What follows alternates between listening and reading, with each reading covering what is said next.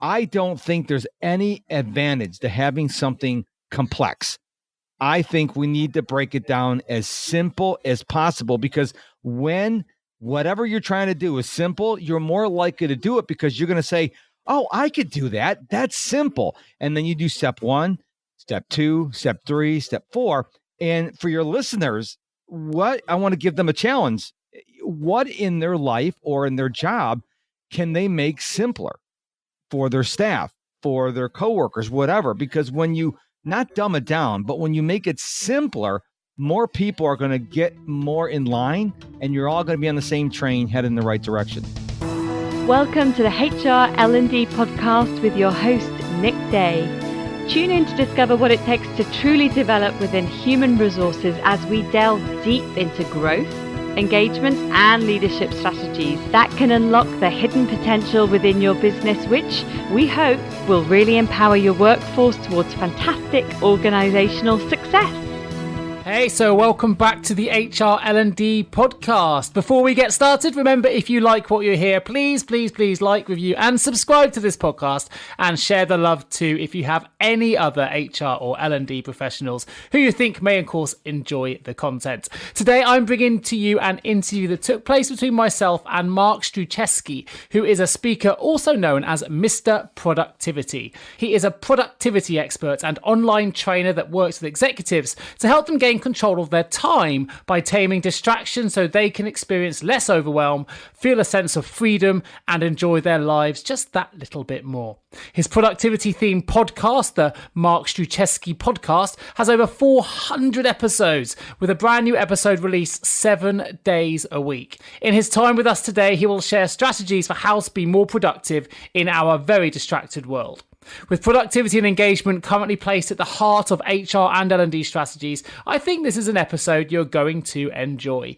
Finally, as you hopefully already know by now, my name is Nick Day and I'm founder of JGA Recruitment, a specialist HR recruiter and host, of course, of this HR L&D podcast. So if you do have an HR or an L&D related vacancy that needs some specialist attention, please do get in touch with me. I would love to help. My email is nick@jgarecruitment.com, or of course, you can call any of my very experienced team on 01727 800 377.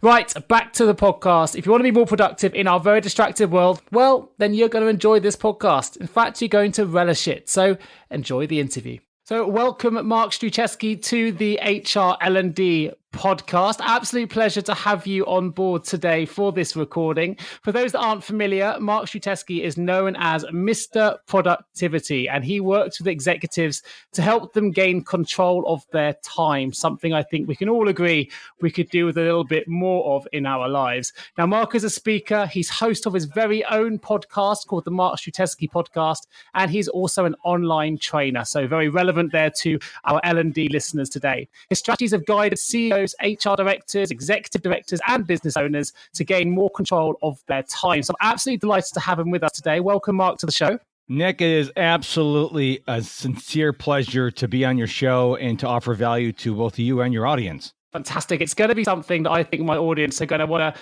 probably listen to over and over again, because we're all a little bit strained for time in the world of human resources. But before we get into the nitty-gritty, I want to take things right back to the start. L&D Podcast Discovery, questions to set the scene. I wonder if you could just tell us a little bit about your journey, and more importantly, how exactly you got into the world of productivity. Well, Nick, it all started when I was fired back in July of 2005. And I saw it coming, but when it did, no one likes to get fired. No one says, geez, I hope I get fired today. At least you shouldn't, because if you do, that's not normal. But when I was fired, I decided, what am I going to do next? And I said, I know, I will be an entrepreneur. So the first thing I decided to dive into was wedding and portrait photography. Now, I really didn't want to be a photographer. I just wanted the cool gear. I'm just going to let that out there. But as I was growing my business, now keep in mind, we're talking back in 2005, which means Facebook was still a baby. Twitter was still a baby. There was no Instagram, Snapchat, none of this stuff existed. And I wanted to figure out how I can promote my business unlike anyone else is doing it. And at the time, I had a friend of mine who was a professional speaker. And I said, I had lunch with her and I said, I'd like to promote my business by being a speaker. Could you help me with that? And she did. And the first time I spoke, my wife was in the audience. She says, "Oh, you shouldn't be a speaker. You shouldn't be a photographer. You should be a speaker because you're a really good communicator." So then I said, that's very interesting. So I started investing in coaches and try to help me, hone my message. I didn't want to be a speaker of photography. So I was trying to create other messages. I came up with a couple of them. One was from hopeless to hopeful. To this day, Nick, I don't know what I came up with that. Don't know any idea what that means. Then I came up with how to be successful, how to overcome roadblocks in your path to success. Note to self, if you're not successful, don't tell people how to be successful. So I was on a phone call with one of my coaches and I was, having a down day. I was blue. And he said, "What's going on?" I said, "Well, I really like helping people. I like speaking. I like, training and all that stuff. And I don't know what my message is going to be." He goes, "Well, why don't you talk about productivity?" I'm like, okay, I don't know where that came from, but why would I talk about productivity? He says, "Because you're so productive. You are naturally productive." And I said to him, "Well, isn't everybody?" And he started laughing and said, "No, most people are not productive." And so that my firing and my stumbling and bumbling in the entrepreneur world actually got me into the world of productivity. What a great story. And actually, for those not familiar, it's you have spoken as well at a couple of HR-specific events, particularly for the Society of Human Resources Management events. And you've also been involved in learning and development then since 2011, I think you've been involved in that space. You've obviously developed your own course, which I'm going to highlight a little bit later on in the podcast as well. But when it comes to HR and L&D, what are the biggest distractions that you've seen that I guess are affecting productivity? Well, there's 5 of them that I have labeled. Now, this is not an inclusive list. There are certainly many more, and then these are also in no particular order. So we have email, social media, people, the other human beings walking around this planet of ours. We have entertainment, and we have our own mindset. So those are the 5 biggest distractions that I see people have to deal with every day that are getting in their way of being productive human beings. Wow. Yeah. I mean, I can certainly associate myself with all of those 5 for sure. But productivity it's a really big umbrella, right? So are you focused more on distractions or are you focused more on productivity, or do you see them both as one and the same thing? All the above. But I really focus on distractions because as I have honed my message, I've realized that distractions are what truly is keeping us from getting our work done. When we're working on a project, we're writing a manuscript, we're writing a draft, we're writing a report, and our phone is going ding or vibration, or people are walking in their office, or they're jackhammering the parking lot or the street outside.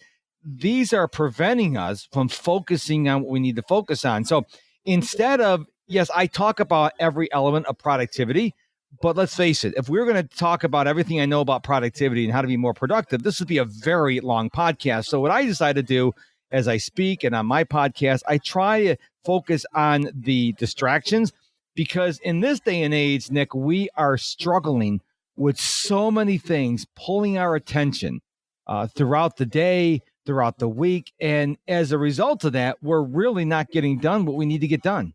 Sure. I mean, I've started using an app on my phone that tells me just how much time I've spent on certain sites. And when you actually get the analysis back at the end of the week, it's actually gut-wrenchingly sad to have a look at it and go, my God, I've spent that much time on some of those sites. And, I've got my kids around, I've got things that actually, if you ask me where I'd rather be spending my time, it would be doing much more heartfelt things than losing my life to Facebook, LinkedIn, and other sites. So I'm definitely one of the people that's a slave to it. And even recording these podcasts, right, it's one of those only times I have to shut off all distractions. I tell my kids to stay inside, turn my phone off, turn off my email, and focus on just one thing. And it's very rare. It's one of the things I think I enjoy these podcasts is that little bit of moment you get to yourself, just to talk to one individual, knowing you're not going to get distracted. So I can absolutely, get a feel for some of those things you're talking about there. And I noticed as well that you have also developed a basics of productivity course. I know this is something that walks us all through how we can improve our productivity step by step. I believe it's an online course that HR and L&D professionals can access themselves from your site directly, and I'll make sure I include a link to that in the episode notes. But I wonder if you could give us a quick overview of why you developed the course and basically what the course is all about. Now, that's kind of funny what you just said, Nick. Did you catch yourself? You said, basically tell us what the basics of productivity course is all about. Yeah. I don't know if the listener picked up on that, but I certainly did. Well, I wanted to create a course that, because let's be honest, I run into a lot of people who they want to be more productive. They have the best of intentions, but they don't know what to do. And so they become overwhelmed. Do I do this? Do I do that? I don't know where to start. And when you become overwhelmed, when anyone becomes overwhelmed, we get frustrated, we get angry, and we quit. So I said, how can I create a solution to people that would give them something that they can go through on their own? It's a 2-hour video course, just shy under 2 hours, that walks you through simple concepts of productivity. I believe in the incredible power, Nick, of simplicity. I think so many people out there have great products, but they're so complex. And I believe complexity is the gateway to procrastination. We need to make things simple. So if I give you one simple thing to do and you do it, now you have momentum on your side. So when I created the course, I said, okay, what are some of the simple things that people can do that will get them moving in the right direction? Because ones that, I don't know if your listeners remember this, but steam locomotives, when they first start, they're going really slow, but they're moving. And a lot of people I run into, they're not even moving. They're in the same place because maybe they've tried other things that didn't work, or maybe they were given bad information. And so they're just saying, okay, I'm just going to stay right here and I'm just going to relax. And that's not going to get you towards your goals. And so the whole desire behind the course was to give people simple ideas and strategies that can help them become more productive, one little step at a time.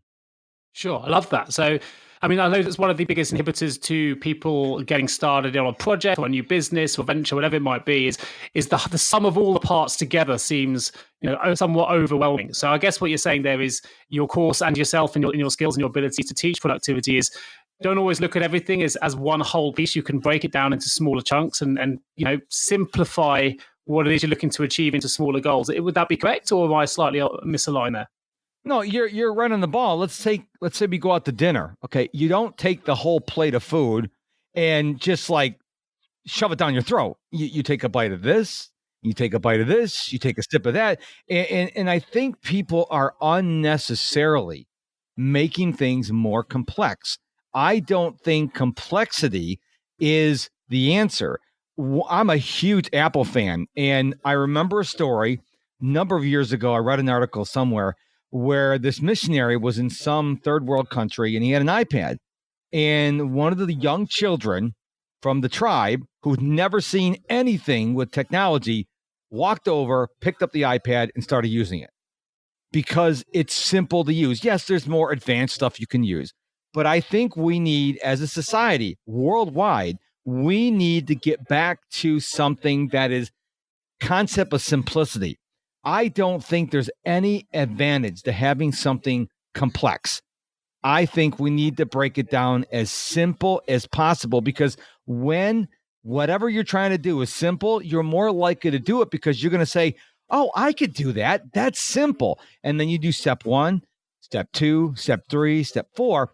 And for your listeners, what I want to give them a challenge. What in their life or in their job can they make simpler for their staff, for their coworkers, whatever? Because when you not dumb it down, but when you make it simpler, more people are going to get more in line and you're all going to be on the same train headed in the right direction. I love that. It's throwing up a couple of questions I'm going to bring into the mix here. And one is something that I've definitely fallen foul of, but that is, do you think sometimes businesses or products make things deliberately complex in order to find value? And I say that because I had a previous CRM within our recruitment firm here, and I was definitely sold by all the bells and whistles this CRM offered. But actually, when it came to using it, it was far too over complex that we actually couldn't get the value out of all the different bells and whistles they're offering because it was just too much for my team to get used to. And then a couple of years ago, we got rid of the whole system and I was resold to by the complete opposite, by a software that basically had very little bells and whistles, but was incredibly simple to use. And I found our team was, much more productive as a result. But do you think that companies use complexity to find value in what they're trying to sell? That's a very interesting question. When you started asking the question, I thought of Snapchat. Snapchat is probably the most complicated social media platform out there. Most people pick it up and they go, what do I do? Or Instagram, oh, that's pretty simple. Click here, take a picture here, take a story here, make a movie here. And so I think that's one of the reasons why Snapchat never grew is they made it complex. When I used to be working the corporate world, they would bring in software where, which is interesting to me, Nick, is they never asked the people who are going to use the software day in and day out. They had the C-suite people and the IT people talk to the salespeople for the program and the software, and they go, oh, yes, golly gee, we like it. And then they implement it, and us on the front lines are like, first of all, what was wrong with the one we just had? Second of all, and they never gave me an answer to that one, by the way. They never answered that question. Like, it worked. Why change it? Because that was blue and this is green? I don't have no idea. But then we would get real frustrated, and it would affect our productivity because now we're like, okay, so instead of doing 3 steps on the old software, now I have to do 7 steps on the new. So how is this better? And then it goes back to what I said before. The complexity led to frustration, led to anger, and led to overwhelm. And then we started saying, this is so stupid. And then we spent more time gossiping, complaining than doing the work. And so I don't see where anyone could come to me and says, you know what, Mark, you're wrong. Complexity is so much better than simplicity. No one has ever convinced me of that, ever. No, I love that. I feel like you're speaking to me directly here without knowing it, Mark. With some of the decisions I've made, I'm someone that's definitely been sold to with feature benefit. And I completely forget that actually every time I add a feature, it gets a little bit more complex and a little bit less user-friendly. And actually, even in the world of recruitment, there are so many automated tools, impressive email type tools and so on. But you can't escape that actually just picking up the telephone and making a simple phone call to a client or a candidate can't really be replaced by any kind of fancy email software, because actually human connections and the simplicity of that, that conversation just can't be replicated. So I love that response. But just on the flip side, I have 2 things that came to mind. The second is, do you think people make things overly complex for themselves in order to get out of going for a certain goal? If you look at something, go, I want to do my own business, but I can't, as an example, because I have to do X, Y, and Z, and I've got all of this to do, and I just simply can't do it. And it's kind of an easy way out. Do you find that people use distraction to their advantage in that way? Yes, absolutely. Because what'll happen is you'll get a new software, you'll get a new app, you'll get a new whatever, and you're like, oh, this is really complicated. So what I'm going to do is I'm going to go take all this training and webinars and teachings and all sorts of stuff. And so you're not working on what you should be working on. You're working on this real complex software, and you're starting to feel good about yourself. Man, I'm going to master this. Meanwhile, nothing's getting done over here, but you feel really confident about the software. And I think we can use it as an excuse. We can go, well, if I get the most, not that anyone's ever done this before, but if I get the most complex, most complicated, most expensive software, I'm going to be set for life. When no, that's maybe not true, because there's a CRM in this. It's worldwide, obviously, but I'm not going to mention it. But it's got some names that have confusion in it. And I've heard from people who use it, they only started using the CRM because it came how they recommended. It's uber productive. It's really good. Unfortunately, it's very complicated to know how to use. The one I use is really simple. I like simplicity because I think these are all tools, Nick. These are tools that should help us get our job done. But if it's becoming more of a distraction, if it's becoming more of a thorn in our side, then we're going to start not using the software anymore, or we're going to start using a lot of the basic features instead of the more advanced features because we get frustrated. And I think that, again, I can't think of any situation where having something complex, unnecessarily complex, is a good thing. Now, don't get me wrong. I'm not saying that if you're an engineer, you say, well, just build a bridge. I'm not saying that. I'm saying that when you're talking to your employees, when you're talking to your coworkers, colleagues, whatever the case may be, you need to say, okay, let's make this as simple as we can. I'm not saying that complexity is not going to enter the equation, but you got to get rid of as much complexity as possible, because the more simple you make it, the more people are going to buy in and actually use it. Less is more. But listen, I've got one question that I personally would love to know the answer to. It's certainly something that inhibits my time and owns me much more than I would ever like to admit, and that's email. Now, I would love to know how, can we be the boss of our own email instead of letting it be the boss of me? Yes, that's the short answer. Here's some of the things you have to do. Number one, for the goodness sake, turn off notifications, not only for email, but for social media. Number 2, don't live in your email. So what I suggest people to do is, I'm going to say something that's going to really shock some people, but you're not that important. I'm not that important. Okay. So here's the thing. If it's really important, Nick, they're going to call you. Okay. I think you and I would agree on that. So here's the thing. Maybe you get to work, you spend 15 minutes checking your email, and then you get out of the email program, you do the rest of your work, and then maybe at lunchtime, you check in. And then maybe before you go home, you check in. I have never gotten an email that was urgent, because people call me if it's urgent. And that's the second thing. The third thing is, I tell people, is look at the email you're getting in. I don't get that much email. I really don't. I don't sign up for email newsletters. I'll take that back. I sign up for 2 of them. I'm really protective of my email inbox. And one of the ways I do it is I don't have a generic email. A lot of people go out and get like info at their domain name. Now, all the spammers know info at, sales at, president at, CEO at, that, or if your first name is Nick at, that's what they do. Mine is unusual. So mine's my nickname at my website, and I don't get a lot of spam email. I probably get maybe 20 spam emails a week. I'm really aggressive on my email inbox. Because here's the thing. If your inbox gets out of hand, then you're going to miss the important messages. And so I'm very militaristic. Now, I'm really big on LinkedIn. And one of the things that really annoys me, so if any of the listeners out there are doing this, don't do it anymore, it's illegal, is because you connect with me, that does not give you permission to add me to your email list. It's against the terms of services for LinkedIn and your email service provider. And it's against the laws in Europe and America and Canada and everywhere else in the world. You can't just add someone to your list because you have your email list. You have their email address. And here's the thing. If you do that, Nick, I'm never going to buy from you ever, because you have violated my trust. And so that's how you take control of your email. If you close your email program, it's not going to turn back on, Nick. It's not going to log in and say, hey, Nick, hey, I'm here. Come check me. It's not going to do that. So you just get out of your email program, turn off notifications, and then realize that nothing is that critical in your email. If it is, I hope these people who are emailing you these urgent messages are bright enough to pick up the phone and call you, because if my house is on fire, Nick, I don't want my neighbor to send me an email. Okay. I want them to call the fire department and come over and knock on my door. That's what I want them to do. Well, I think reducing notifications is the first change I'll be making here, because I've got those switched on. I get them all the time. It is a distraction. It's a definite distraction. I'll be doing something productive. I'll get a notification, as you say, can be answered later, but I'll immediately go, well, it'll only take me 2 seconds. I'll do it now. But I guess those 2 seconds add up over the course of a day, and suddenly I'm still doing the task I started in the morning. So really good advice. Now, I have one other thing about your notifications.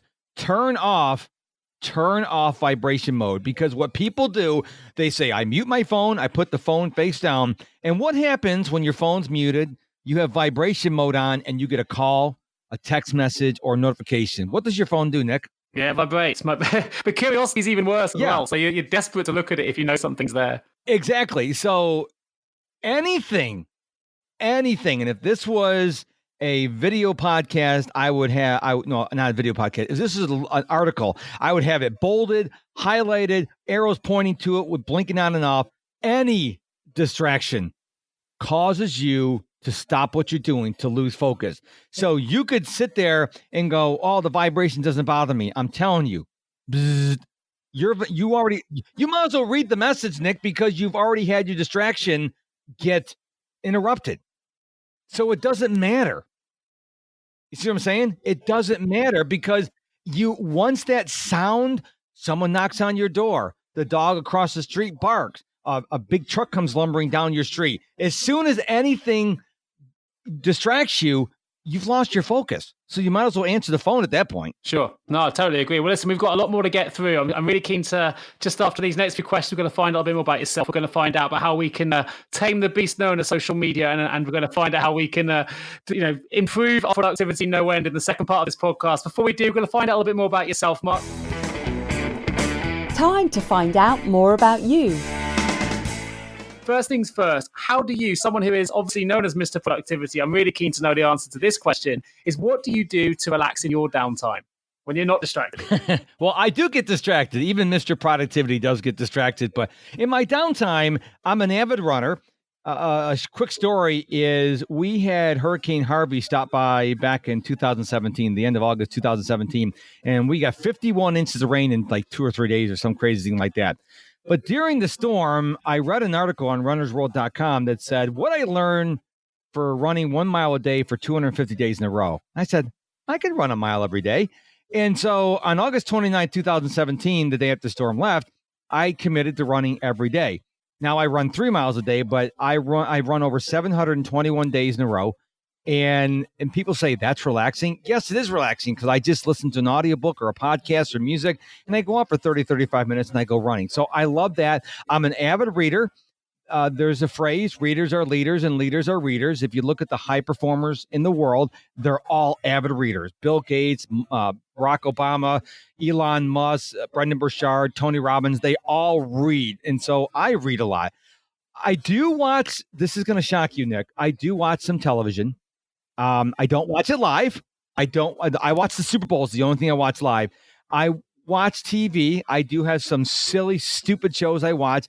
But I don't watch them unless I have a good day. So I think if you have a good day, a good productive day, and you want to, I don't know, play Fortnite for an hour, I think it's okay. I think the problem is when you're doing these fun things and you're not doing your work. So I do watch TV. I do like to hang out with my dog and my wife comes home from work. We hang out together and stuff like that. So I work, my schedule mirrors her.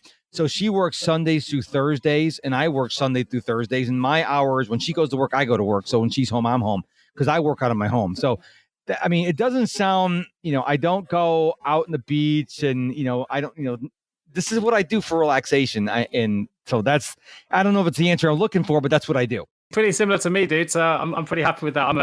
All the things you've mentioned, the kind of things I like to do myself. So I totally get all of those things. I'm a keen runner, keen athlete myself. So no, I totally get it. And as you say, the best time to be productive for me when I'm running is I can do something else at the same time. I can learn from a podcast. I can listen to an audiobook. And it's amazing to be able to do two things at the same time. So big fan of that. For yourself, who are the two people who have been the most influential to you in your career that you can give a shout out to now? Number one will have to be Brendan Burchard. He's the guy who created Experts Academy. He has actually been named by, I think it was either Success Magazine or Oprah Magazine or both, or Oprah both, I don't know, as the number one leading trainer in the world. So I went through his Experts Academy. I highly recommend it. I've never met him, but he came from nothing and he's like huge now. So there's then also another guy is Grant Cardone.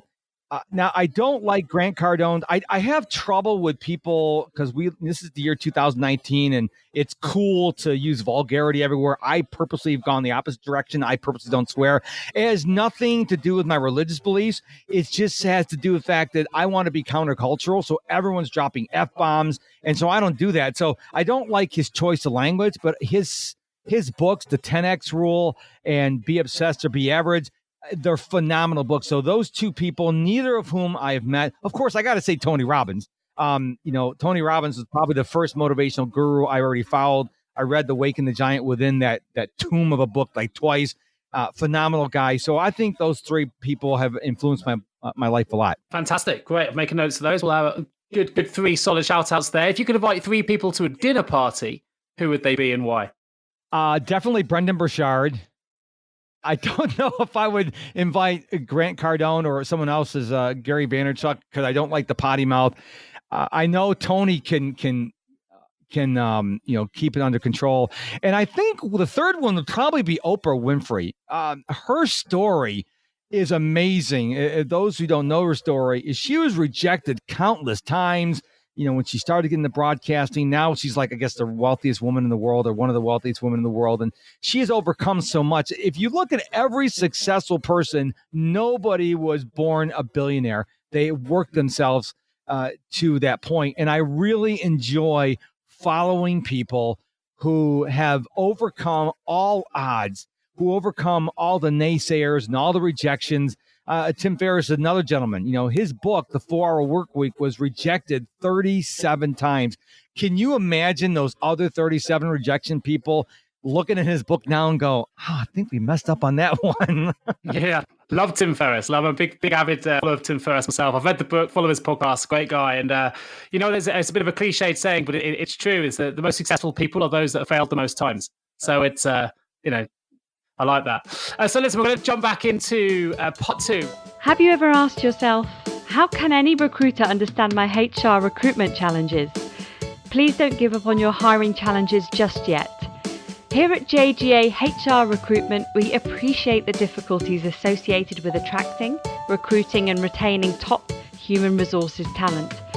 We also understand just how costly a poor hire can be. JGA HR Recruitment would like to partner with you to help you overcome your hiring challenges. Contact us today on 01727 800 377 or visit jgarecruitment.com to find out more.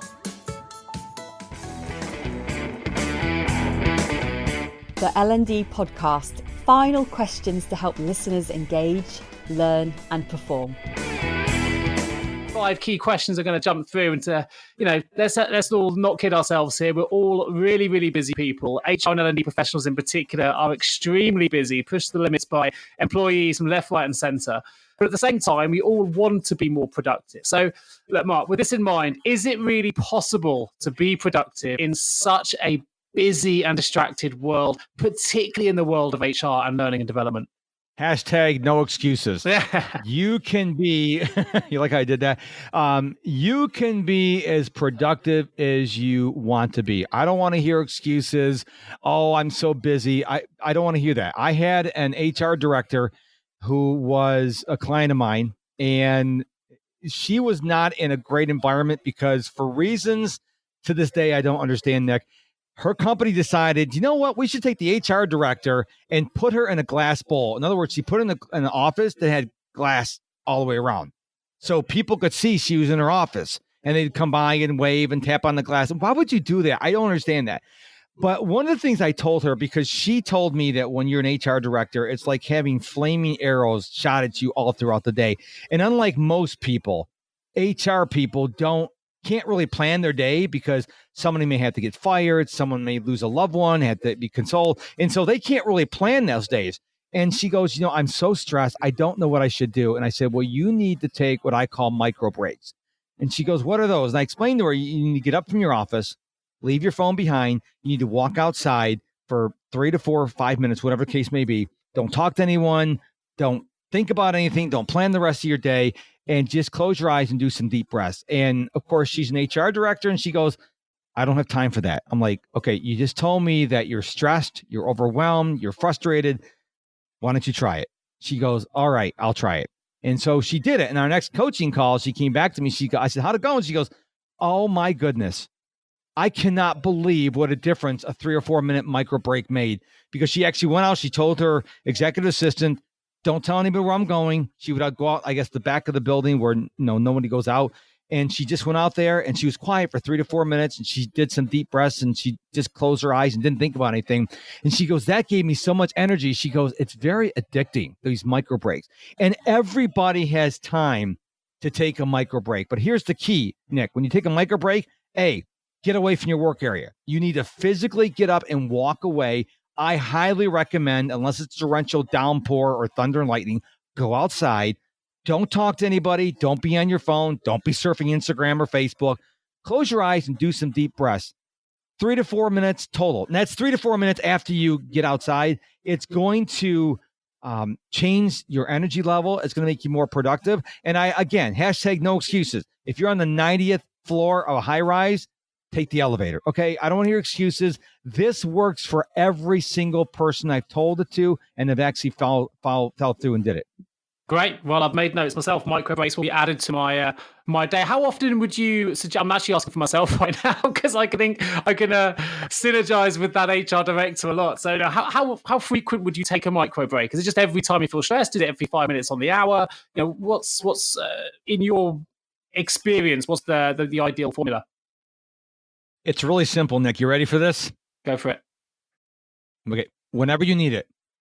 So if you come back, if you take a break at 10 o'clock and you're working on something and you're frustrated, like you're pushing a rope at 10:15, go take another one. We're not talking taking 2-3 hour breaks. We're talking 3 or 4 minutes. And if you work out of your home, the walk outside is probably 10 seconds? You can do that. And you may need to take 3 or 4 micro breaks in the morning and not have to take any the rest of the day. But when you start feeling that sense of frustration, that sense of anger, that sense of this sucks, that's your sign to stop and get up and walk outside and take a micro break. Now, some say, well, what if I'm on a call? Well, if you're on a call and you're on a wireless headset, go outside. Now, you're still going to have to be on the call, but at least you're getting away from the work area. If you're doing a podcast interview, Nick, don't leave right now and take a micro break, okay? Listeners don't appreciate that. But there's sometimes, like if you're a surgeon and you're in the middle of brain surgery, you don't want to walk out of the operating room and take a break. There's certain things you don't want to do. But for most of us mere mortals, when you feel frustrated, you need to get away from the area you're working on. That's the thing. Most people think they just push their chair back and close their eyes. No, you need to actually get up and walk outside and be in a completely different environment and not talk to anybody. If you try it, if any of your listeners try it, I guarantee you're going to have some renewed vigor and energy for the rest of, I don't know, for the rest of the day, because you may have a very stressful job. You may take micro breaks once every 90 minutes or once every hour. You need to do it because it's going to dramatically improve your productivity and your mindset. Great. Well, listen, I challenge all those listeners out there now. If you're listening to this like I am and you're making notes and you're going to start introducing micro breaks to your daily routine, which I'm definitely going to be doing, please do drop me a message, drop me an email through. Let me know how you found the micro breaks. Let me know if they're working for you, and if you're feeling better and more energized as a result. And I'll make sure I feed that back to Mark. So I've certainly taken notes. And I would love to hear from anybody saying, you know what, Nick, I tried it, but man, it made me less productive. I'd like to hear that too. Oh, yeah, sure, for sure. So look, this leads me to question number 2 here, which is, the beast that controls so many of us now, and it didn't even exist 10, 15 years ago, but it exists today. And that's the beast known as social media. What can we do to tame it going forward? Again, turn off notifications. Every notification you get will be in the app when you open it. So that's a big one. Turn off notifications. Number 2, who are you following and why? A lot of people just start following people and their feed is full of nonsense. Don't collect followers and likes and views. Just create the feed that you want. If you look at my Instagram feed, 95% of the stuff you'll see there is going to be Disney World. I love Walt Disney World in Orlando, Florida. So I have designed most of my feed to be Disney World. You need to design your feeds to serve you. Now, we're not talking about you putting your stuff out there for your brand building and building your business. That's what I'm talking about. I'm talking about you personally consuming social media, which leads me into step number 3 is set time limits for when you're on social media. So if you don't set time limits, you might be on there for a long time. So if you want to go on social media, you're going to take a 30-minute break on social media, set your timer on your phone. As far as I know, every phone in the world has a timer on there, and get yourself a really annoying timer. Don't get something like angel wings fluttering, get something really annoying. And then go on social media for 15, 20, 30 minutes, however long you set it for. And when the timer goes off, immediately get out of social media. Or what you can do is, what I do is I schedule time for social media. So I may have a podcast interview from 10:30 to 11:30, lunch from 11:30 to 12, social media 12 to 12:30, 12:30 to 1:30, another podcast interview. So I've got things at the beginning and the end. What you don't want to do is I'm going to go on social media and there's no limit there. There's nothing to stop you, because that's what happens. People stay on there for a long time. There's nothing there to saying, okay, time to go back to work. So either set yourself a timer or schedule it between 2 other things, because you're going to have those notifications turned on for those other calendar events. And so something comes up and says, hey, you got to go do this other thing now. Those 2 things will really help you tame the beast of social media. Great. Timer noted. I think that's the best action for me. So that's next piece of advice I'm taking on notifications switching off. So definitely gonna give those two pieces of advice a go for myself here, Mark. Thanks for that. But what about dealing with humans? Humans are part of our life, right? So if I've got colleagues distracting me all the time with questions, I've got human interaction happening in the office. For me, I work in recruitment. It's a very human-centric business. Human resources is exactly the same. So what suggestions do you have for helping us deal with the human distractions in our lives? The biggest tip I can give for people is if someone comes to you and wants your time and you don't have your time, you don't have any time for them, don't let them in your world. What you do is you say, listen, Jane, I don't have time right now, but I do have 15 minutes at 2:00 this afternoon. Will that work for you? What a lot of people do is they're working on the project. Jane comes in and they'll say, got a minute?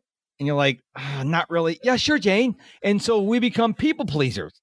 Well, first of all, you're still thinking about your project. You're half listening to Jane and you're getting frustrated because she interrupted you. It will be better to say, listen, I really don't have the bandwidth for you right now, but I want to help you. So can you come back later at 2:15? Now, what this does is now it's telling them, okay, number one, you heard them because you're repeating back what they need. Second of all, you're offering a solution. Now, if they say, no, I really, really need your help right now. I mean, I got to, then take a second. Okay, what is it? And they'll say, well, ABC. That can wait till 2:15 this afternoon. Because a lot of people, I once heard the saying, a lack of planning on your part does not necessitate emergency on my part. A lot of people will do really poor planning, and then they'll have to have an answer from you 15 minutes before the meeting. And they'll come in your office all in a panic. And you're like, Jane, when did you know about this? Oh, 3 weeks ago. Oh, so now you're coming to me. You knew this for 3 weeks ago. See, what happens is until we start retraining our coworkers, which could be above us or below us in terms of seniority, in terms of authority, you need to say, listen, I can't do it right now. I'm in the middle of doing something right now. Don't let people lack of planning or their irresponsibility pull you away from something you need to work on. Because if you go help Jane and you bail Jane out, well, now you may be suffering on the project you're working on. Does that make sense? Yeah, totally. I like that. And that's definitely something, again, I fall foul of. I seem to be a great test case for you right now, Mark. I'll always think, it'll take me 2 minutes, I'll quickly do it, and then suddenly you get 3 or 4 inquiries and you've lost half an hour before you even know it. And as you say, your mind's distracted anyway, and you sometimes it's hard to switch back onto the project you were doing before. So, noted to self, if my team are listening to this, expect me to give you some time slots the next time you try and grab me in the office. Now, the 2 things that I've picked out in terms of my research on some of your handling distraction techniques, and one of those is, as a productivity expert, you actually say it's okay to watch TV and video games. You mentioned it a little bit earlier on. I just wonder if you could expand on, it wasn't something I was expecting to see when it comes to productivity. Well, we were never put on this planet to work. We weren't. We were designed to enjoy life, and we were designed to work. And I think that if you are lazy all day, then no, you shouldn't go on Hulu or Netflix or watch TV or play video games. But if you put in a good, productive day of work and you got a lot accomplished, or even if you didn't get a lot accomplished, but you served a lot of people and you worked real hard, you should watch TV or play video games at night guilt-free. But I think a lot of people are making watching TV or playing video games non-negotiable, regardless of how good of a day they had. And I'm like, no, earn the right to watch TV, earn the right to play video games. I don't have a problem with that. I have a problem with people who are just doing the minimally less, what's the word I'm trying to say? Minimal work possible during the day. And then they're like, well, I'm going to watch TV because I've got to watch TV. TV is the most important thing I have to do today. I'm like, really? I don't think so. I think I already follow that philosophy myself, but rather than rewarding myself with TV or video games, I reward myself with wine. I think if I had a good day, me and my wife will always sit down and have a good glass of wine. If it's been a pretty rubbish day, I don't quite feel like I can reward myself with it. So maybe I'll take that into the world of TV and video games as well. But no, that makes perfect sense. But the other distraction you mentioned is ourselves. And I'm not sure I fully follow this one, Mark. So I wonder if you could just explain what you mean by, the 5th distraction in our lives often being, yours truly, myself or ourselves. How can we deal with us? We get in our way So many times, Nick. It's unbelievable when people come to me and they say, well, I got this problem and that problem. I'm like, that's you. It's because we like to blame other people. And I think sometimes it goes back to what I said about the micro breaks and about pushing a rope. If you've got to get a project done and you're frustrated, you're overwhelmed, and nothing's getting done, and you're like, well, I'm too proud, I've got to get this work done. Well, you're getting in your way, because if you would have taken 3-4 minutes to take that micro break, now you'd be more productive. But what you're doing is you're being stubborn, and you're saying, no, I'm too good to break. I don't need to take a break. And your body's saying, dude, we're not going to get this done if we are not going to take a micro break. Okay. So we get in our way. When we make excuses. Like, I don't have time to read. Reading is stupid. Okay. Bill Gates, one of the richest men in the world, reads all the time. Tony Robbins, Oprah Winfrey, Elon Musk, they read all the time. So you're better than they are? I mean, so people make a lot of excuses, and I think we justify, well, I can't do this because of thus and such. And I never known anyone, I've never read any biography, seen anyone on social media who is a very super high achiever that made their wealth, their success by making excuses. What they did is they figured out, okay, this didn't work. What do I need to do? What do I need to do to change, to get better? And most people will try to figure a way to get better. Some people just like to say, well, I can't, like, can I play in the National Basketball Association?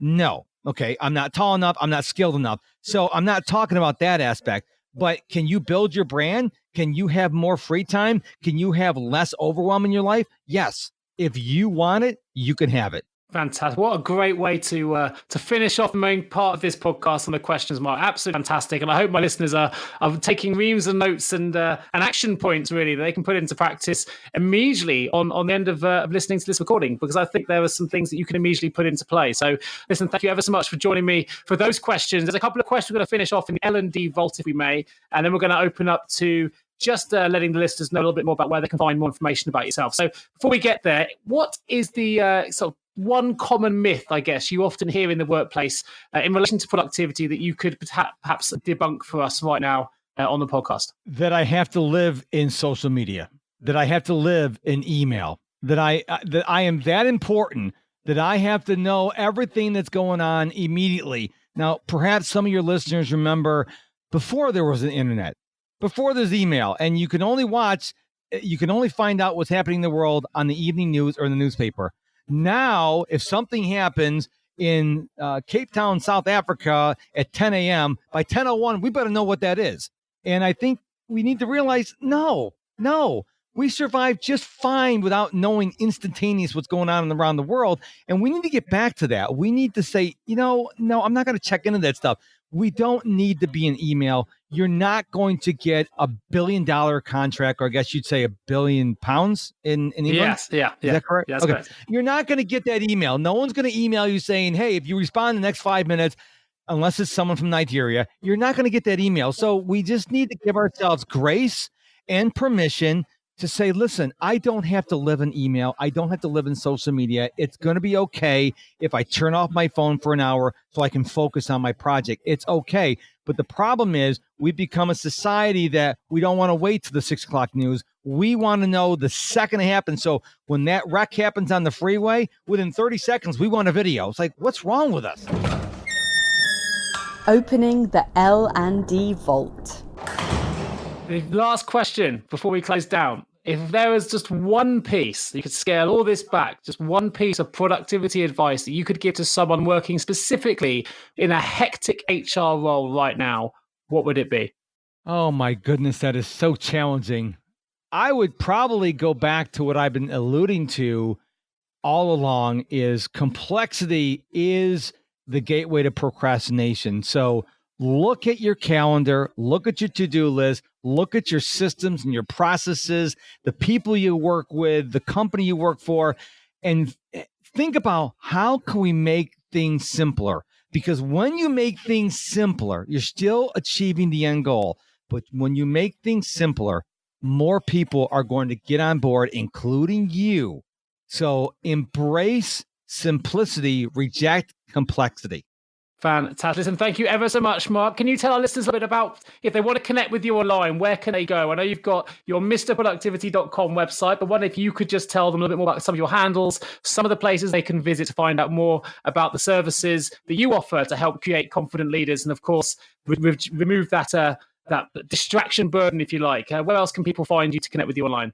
Well, I made it really easy for people. I've been in this game for a long time. So when you go to mrproductivity.com, which is Mr. all spelled out, you can find out about my coaching, my courses, my live training. At the bottom of my homepage, all the social media links that there. You can click on it, send me a message. I'm not big like Grant Cardone or Gary Vaynerchuk or Tony Robbins. So if you send me a DM, unless you're going to send me a multi-level marketing, spam message, I'm going to reply to you. People are shocked when they send me a message and I reply back to them like, oh my God, reply back to me. I don't get billions of comments, so I do get those. And also you can find out about my Mark Struczewski Podcast, which is something I do every day now. Everything you need to know about me, Nick, everything literally is at mrproductivity.com, which, fair disclosure, it's just a redirect because nobody would be able to find markstruczewski.com. So I went on, got the domain mrproductivity.com, and you're welcome. Fantastic. I will, of course, put links to all of the different sites in the episode notes as well. So if you want to save a little bit of time, go straight to the episode notes and you can find all the different links there to his LinkedIn, Instagram, Twitter, Pinterest, and of course, the podcast and the mrproductivity.com website as well. Of course, if you are an HR L&D professional listening to this podcast right now and you have an HR, HRIS, or L&D related vacancy and you would love some specialist HR recruitment support, then please do get in touch with me. My name is Nick Day and my email address, of course, is nick@jgarecruitment.com. As for now, thank you ever so much for listening, folks. I look forward to bringing you the next episode of the HR L&D podcast real soon. I just want to say a huge thank you once again to Mark Struczewski for joining us on this fantastic and very valuable HR L&D podcast. Thanks, Mark. Thank you for having me on your show. It's an absolute honor to be here.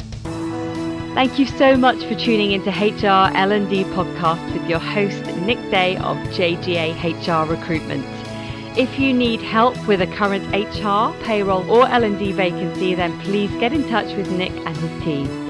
All contact details can be found in the episode notes. In the meantime, to make sure you never miss a future episode, please subscribe to the show through any of your favorite podcast channels. Till next time.